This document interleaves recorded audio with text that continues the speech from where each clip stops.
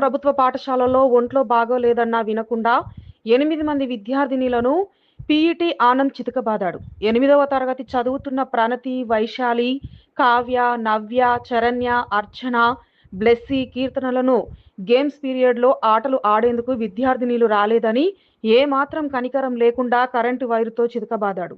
ఇంటికి వచ్చిన విద్యార్థినిలు వారి తల్లిదండ్రులకు స్కూల్లో జరిగిన విషయం చెప్పడంతో విద్యార్థినిల ఒంటిపై గాయాలు చూసిన తల్లిదండ్రులు షాక్కు గురయ్యారు. జరిగిన విషయం తెలుసుకొని ఆడపిల్లలపై కరెంటు వైరుతో కొట్టడం పట్ల ఆగ్రహం వ్యక్తం చేస్తున్నారు.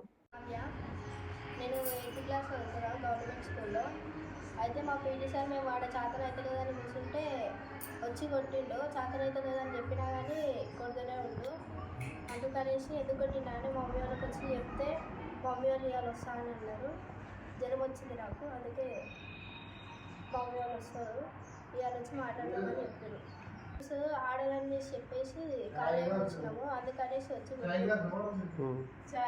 అందుకనేసి ఎందుకు కొట్టిందా అని అడగడానికి మమ్మీ వాళ్ళు అందరం చేతి పట్టుకుని ఒక్కొక్క దగ్గర కొట్టుకొని వచ్చాను సార్. ఎవరైతే చేతి కొట్టని కూడా కొట్టాను సార్. చేయబట్టినాను చేతి మీద కొట్టాను.